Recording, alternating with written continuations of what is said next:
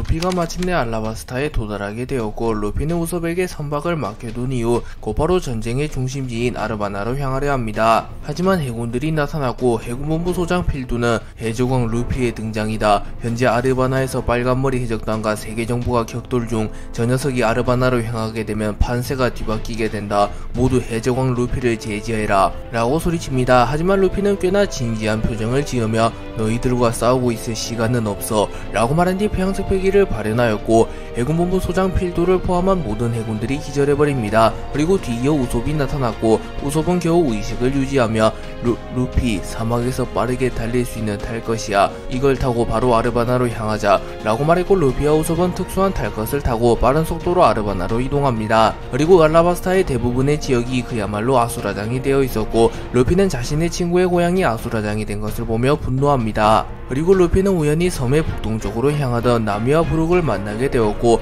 루피는 반가워하는 표정을 지으며 나미, 브룩 무사했구나 라고 말합니다. 그리고 나미는 루피를 보며 안심하였기에 긴장이 풀리게 되었고 눈물을 흘리며 루피 역시 너는 승리했구나. 하지만 초파가 꽤 다치게 되었어 라고 말했고 루피는 브룩에게 안긴 다친 초파를 보게 됩니다. 그리고 루피는 매우 분노하며 역시 세계정부의 지신가. 초파의 복수는 내가 꼭 해줄게. 근데 너희들은 어디로 가는 중이야? 아직 전쟁이 끝나진 않은 것 같던데 라고 말하며 나미와 브룩에게 어디로 가고 있냐고 물었고 브룩은 빨간머리 해적단 부선장 벤베크맨 씨의 도움을 받아 저희는 신의 기사단으로부터 벗어났습니다.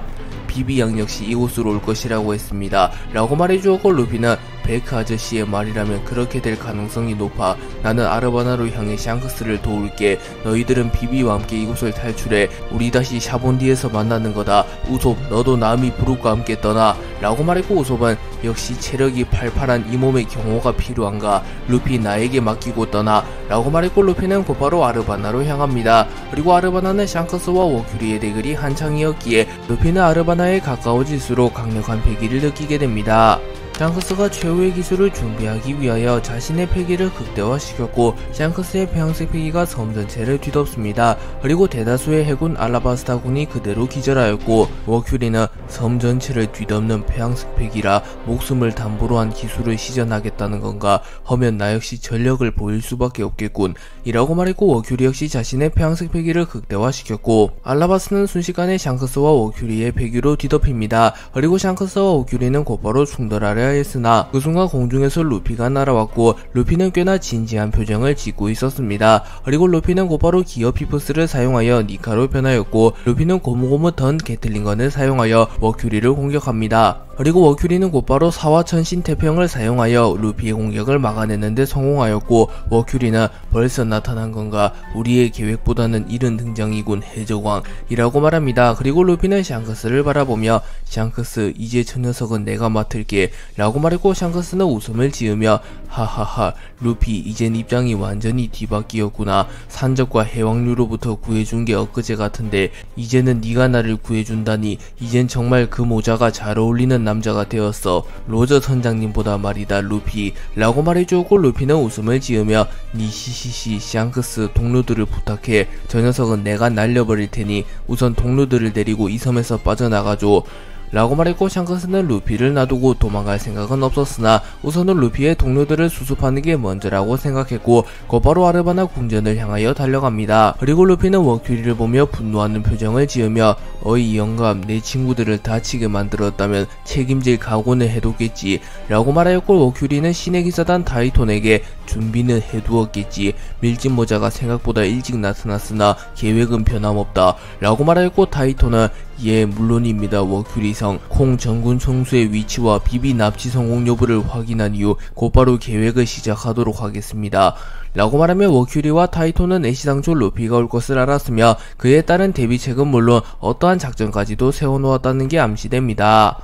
샹크스는 루피의 도움을 받아 위기에서 벗어난 이후 곧바로 아르바나 궁전으로 향하였고 그곳에서 벤베크맨과 쓰러진 포보스를 마주하게 됩니다. 그리고 샹크스는 베크 비비는 확보했나? 라고 물었고 벤베크맨은 아직 성 내부로 진입하지 못했네. 나 역시 이 녀석과의 대결로 인해 충격을 받아서 말이지 라고 말했고 샹크스는 워큐리가 나타나며 콩을 놓치게 되었네. 어쩌면 콩이 비비를 먼저 확보했을지 모르네. 우선 아르바나 궁전 내부로 들어가도록 하지 라고 말하며 빠르게 발걸음을 옮깁니다. 그리고 아르바나 궁전 내부에는 야속과 럭키루가 쓰러져 있었고 샹크스는 불안한 듯한 표정을 지으며 이 둘이 쓰러졌다는 건 역시 콩이 한 걸음 더 빨리 움직인 건가 라고 말합니다. 그리고 샹크스와 벤베크맨은 불안한 마음을 뒤로 한 채 아르바나 궁전 중심부에 도달합니다. 그리고 코브라 왕이 앉아있어야 할 왕자에 콩이 앉아있었고 콩은 샹크스에게 이 녀석이 이곳에 나타났다는 것은 머큐리가 쓰러졌다는 것이거나 해적왕 루피가 나타났다는 거겠지 라고 말했고 샹크스는 비비는 어디로 갔지? 이 녀석이 진정 정의를 관철하는 해군이었다면 지금이라도 세계정부의 악행을 멈추는데 이바지하는 게 어떻겠나 라고 말했고 콩은 웃음을 터뜨리며 역시 갈링의 아들이라 그런지 매서운 눈매가 완전히 똑같군. 마리조아의 그 녀석이 떠오르는군 라고 말했고 샹크스는 그리폰을 뽑아들었고 벤베크맨 역시 총을 뽑아들었고 샹크스는 결국 또다시 충돌하게 되는 건가. 베크 이 녀석을 쓰러뜨리고 비비를 확보한다 라고 말합니다.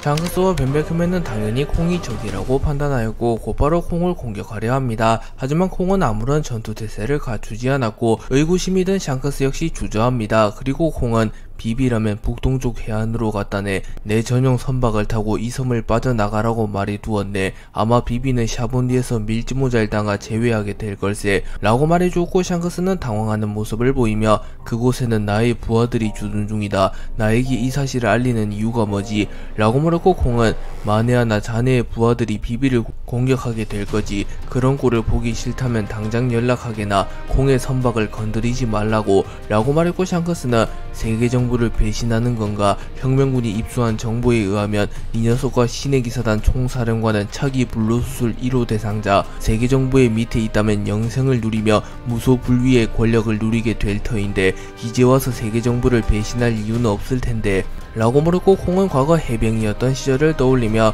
나 역시 거프 센고쿠와 마찬가지로 정의를 관철하던 시기가 있었다네. 하지만 해병으로서 진급을 하면 할수록 세계정부라는 벽이 얼마나 높은지 실감하게 되었으며 또 그 벽 뒤엔 얼마나 추악한 행위가 존재하는지 알게 되었지. 하지만 현실적으로 나에겐 그들의 체계를 무너뜨릴 힘이 없었다네. 그렇기에 언젠가 나타날 전사를 기다렸다. 그래 그것이 몽키 디 루피다. 하지만 나에겐 그가 해적왕이 되었다고 한들 로저와 같은 사례가 있었기에 그가 진정 전설 속의 전사인지 확신이 서지 않았다. 그렇기에 나는 세계정부의 전군 총수로서 마리조아를 침공한 이 녀석들을 진심으로 막아섰다네. 하지만 드래곤을 필두로 한 이 녀석들은 결국 우라노스를 탈취하는 데 성공했고 제2의 정상결전에서 그 희망을 보여주었네. 그리고 마침내 밀짚모자 루피가 나조차 존재를 알지 못했던 세계정부의 왕 이무의 정체를 전세계에 공표했다. 난 그제서야 그 녀석이 전설 속의 전사라고 확신하게 되었네. 라고 말하며 자신은 세계정부를 무너뜨릴 전사를 기다려왔으며 그 인물이 루피라고 확신하게 되었기에 이제서야 세계정부를 배신하며 정의를 좇게 된 것이라고 말합니다. 그리고 샹크스는 콩을 완전히 신뢰하지는 못하였지만 지금으로선 콩의 말을 듣지 않는 것 말곤 방법이 없었기에 우선은 비비와 합류하기 위하여 북동쪽으로 향하려 합니다. 또한 벤베크맨은 곧바로 전보벌레를 통하여 빨간머리 적단에게 비비를 공격하지 말라는 명령을 내립니다. 샹크스는 콩의 말을 들은 이후 곧바로 알라바스타의 북동쪽으로 향하려 하였고 콩에게 당신이 기다려온 전설 속의 전사가 루피라고 확신할 순 없지만 적어도 나의 인생을 걸고 말할 수 있네. 세계정부를 무너뜨리는 것은 루피일 거라고 라고 말했고 콩은 웃음을 지으며 나 역시 그렇게 생각하네. 거프 녀석도 범상치 않다고 생각했다만 그의 아들 손자 녀석은 더욱 특이하니 라고 말합니다. 그리고 샹크스와 벤베크맨은 야속 럭키루와 합류하였고 콩이 힘조절을 해준 탓에 야속과 럭키루는 부상을 입지는 않은 상태였습니다. 그리고 콩은 홀로 아르바나 궁전에 남게 되었고 콩은 담배를 꺼내들어 담배를 핍니다. 그리고 콩은 후 몇십 년 만에 담배인지 모르겠군. 밀짚모자 루피, 네가 마지막 테스트만 통과한다면 이곳이 나의 무덤이 될지도 모르겠군 라고 말하며 콩은 루피에게 마지막 테스트를 할 예정이며 루피가 그 테스트마저 통과하게 된다면 콩은 목숨을 희생해서라도 루피를 살리겠다고 다짐합니다. 쌍디를 필두로 한 해적들과 비타를 필두로 한 세계정부군이 어인섬에서 맞붙게 되었고 해적 측은 체급 차이를 극복해내지 못하였고 결국 세계정부에게 패배합니다. 하지만 쌍디가 희생하며 대다수의 해적들과 시라오시는 무사히 어인섬에서 탈출하는 데 성공합니다. 그러나 쌍디는 결국 세계정부에 붙잡히게 되었고 비타는 쌍디가 인질로서 가치가 있다고 판단하며 쌍디의 온몸을 구속한 채 임펠라온으로 호송합니다. 그리고 쌍디는 호송선에서 정신을 차리게 되었고 호송선에는 의문의 인물이 있었습니다. 그리고 쌍디는 빨간머리 샹크스, 당신이 이곳에 있다는 것은 설마 세계정부의 호송선을 탈취한 건가? 라고 말합니다. 하지만 그 인물은 샹크스가 아니라 샹크스의 쌍둥이 형이었던 빙크스였고 빙크스는 웃음을 지으며 미안하다만 나는 샹크스가 아니라네. 볼람스럽겠지 검은다리 쌍디 라고 말했고 쌍디는 그러고 보니 양팔이 멀쩡하군. 얼굴에 흉터도 존재하지 않고 말이야. 당신 정체가 뭐지? 악마 열매로 흉내내는 건가? 라고 물었고 빙크스는 개인적으로 흥미가 있어서 말이야. 하계에 내려오는 것은 오랜만이군. 피터성에겐 내가 직접 호송선을 맡겠다고 말해두었네. 라고 말했고 쌍디는 말하는 어투를 보니 철룡인인 것 같군. 루피의 은인인 얼굴을 하고서 그런 어투는 굉장히 불쾌하군. 이라고 말했고 빙크스는 조만간 흐트러진 인과율이 모두 정리될 것에 철없는 도련님의 직위 또한 여기까지. 세계정부의 고위층에선 샹크스 역시 반동문자로 보고 있다마 나와 아버님의 생각은 다르다. 밀짚모자라는 결집 요소가 사라지게 된다면 해적들은 먼지처럼 흩어지게 되겠지. 그때가 오면 샹크스 역시 생각을 고쳐먹을지도 몰라. 라고 말했고 쌍디는 글쎄 때로는 가족이라는 연결고리보다 동료와 꿈이라는 연결고리가 더 강한 법이라서 말이야. 라고 말합니다. 실제로 쌍디는 저지의 자식으로 태어났지만 저지를 아버지로 여기고 있지 않으며 자신의 꿈과 동료들을 위해 목숨까지 거는 모습을 숱하게 보여주었습니다. 머큐리는 예상대로 알라바스타에 나타난 루피를 보며 해적왕 루피, 사실상 혁명의 중심은 네 녀석만 사라지게 된다면 해적들은 또다시 분열하게 될 테지. 또한 고대병기를 사용하여 역사를 반복한다. 그렇게 되면 감히 그 누구도 세계정부에 대항하지 못하게 될 것이다. 라고 말했고 루피는 니시시시 생각대로 되진 않을 거라고. 조이보이의 전설, 태양신 니카의 의지 이런 것들은 크게 관심 없어. 난 그저 동료들과 친구들의 안위를 위해서 세계정부를 날려버리겠다고 결심했어. 라고 말하며 폐양색 필기를 발현하였고 루피의 폐양색 필기가 워큐리의 폐양색 필기마저 덮어버립니다. 그리고 워큐리는 신의 기사단 타이톤에게 타이톤 계획을 준비해라 라고 말했고 신의 기사단 타이톤은 예 워큐리성 명을 받들겠습니다. 해적왕 루피, 나는 공간 열매를 먹은 공간인간. 지정한 대상의 공간 이동은 물론 가상 공간을 만들어낼 수 있는 능력을 지녔다. 라고 말한 뒤 공간 열매의 능력을 사용하여 루피와 워큐리를 무형의 공간으로 이동시킵니다. 그리고 타이톤은 이곳은 겉에서 봤을 땐 인식되지 않는다. 오직 이 안에 있는 자들만이 이 공간의 존재를 알 수 있지. 간혹 견문색 필기가 강력한 녀석들은 외부에서도 이 공간의 존재를 눈치채긴 하다만 콩 정군 총수가 외부의 침입자를 막아줄 테니 밀짚모자 너는 조력자를 기다리지도 못하며 공허한 싸움을 하게 될 것이다. 라고 말합니다. 하지만 루피는 자신감이 넘쳤기에 니시시시 고작 2명으로는 어림없을 텐데 라고 말합니다.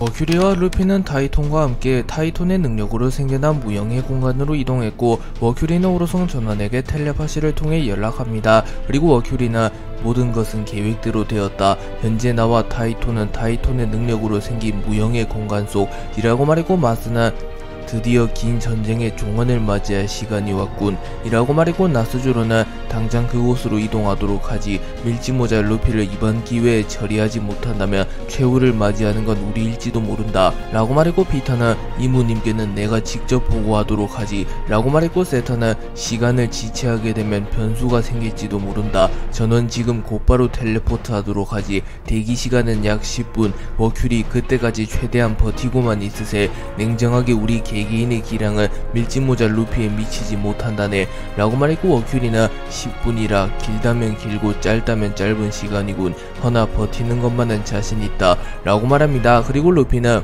니시시시 자신있게 싸우자더니 무슨 고민을 하고 있는 거야 라고 말했고 워큐리는 곧바로 봉이의 형태로 변하며 실로 대단한 실력을 가진 것만은 인정하마.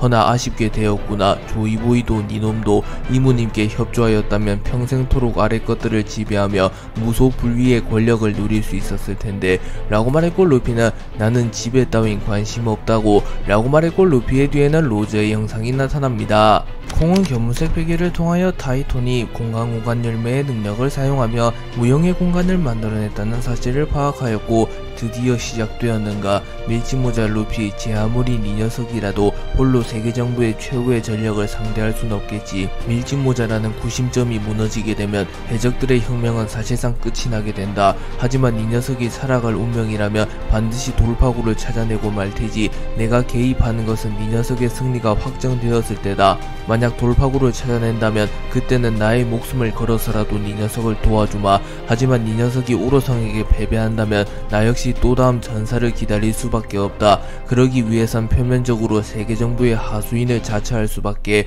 비비 역시 다시 빨간머리로부터 빼앗을 수밖에 없겠지. 과연 운명은 누구의 편일지 궁금하군. 밀짚모자, 네 녀석이 전설 속의 전사가 맞다면 부디 증명해다오. 내 판단이 틀렸지 않았다는 것을. 이라고 말하며 콩은 루피가 오로성을 제압하거나 무언가 변수가 생겨 루피 쪽으로 승기가 기울게 된다면 루피를 전설 속의 전사로 인정하며 자신의 목숨을 걸고서라도 세계정부를 배신하며 루피를 지키겠다고 다짐합니다. 하지만 루피가 결국 오로성에게 패배할 운명이라며 자신 역시 루피에게 모든 것을 걸 수는 없고 다음 전사를 기다리기 위해 세계정부의 하수인을 자처하며 또다시 오랜 시간을 인내하리라고 말합니다. 세계정부와 혁명을 일으키는 자들이 세계 곳곳에서 격돌하게 되었고, 키드와 로우 역시 이 소식을 접하게 됩니다. 그리고 키드는 불만 있는 듯한 표정을 지으며 분명 샤본디 제도에서까지 내가 앞섰는데 밀짚모자 녀석이 정상회전에 난입한 이후 사실상 이 녀석이 초신성 중 앞서 나가게 되었고 결국 나보다 먼저 원피스를 차지하게 되었군. 이제 와서 내가 이 녀석을 앞지르는 방법은 단 한 가지. 세계정부를 무너뜨리는 것밖에 없다. 세계정부는 각국으로 출격. 이 섬에서 가장 가까운 섬 중 세계정부의 공격을 받을 섬은 알라바스타. 그곳으로 향해 키드 해적단의 위험을 알린다. 겸사겸사 빨간머리도 직접 처리하고 말이야. 라고 말했고, 킬러는 조심해라 키드. 어쩌면 그곳엔 오로성이 나타날지도 몰라. 라고 말합니다. 하지만 키드는 웃음을 지으며 누가 나타나든 무슨 상관이냐. 오로성이건 육로성이건 모조리 날려줄 테다. 라고 말합니다. 한편 로우 역시 세계정부와 혁명을 일으키려는 자들의 충돌 사실을 접하게 되었고, 리오 포네그리프에 적힌 내용을 정확히는 모른다만 알라바스타 역시 세계정부를 설립한 최초의 가문이다. 헌데 당대 알라바스타의 왕은 어떠한 이유로 천룡인의 지위를 포기하고 알라바스타로 향하여 독자적인 왕국을 구축했다. 이번에도 알라바스타에서 무슨 일이 생길 것 같군. 이라고 말하며 알라바스타로 향하는 것을 결정하였고, 베포는 걱정스러운 듯한 표정을 지으며 저 선장, 제2의 정상협전에 참전한 지도 얼마 지나지 않았는데 안전한 곳에서 휴식하는 건 어때? 라고 묻습니다. 하지만 로우는 아니, 이 바다 끝까지 도망쳐도 안전한 곳은 없다. 최악의 경우 우리가 비비를 확보해야 할지도 모른다. 라고 말합니다. 그렇기에 루피와 오로성의 대결이 펼쳐지기 직전 키드와 로우 역시 알라바스타로 향하게 되었고, 어쩌면 이들이 콩이 말하는 변수가 되어줄지도 모릅니다.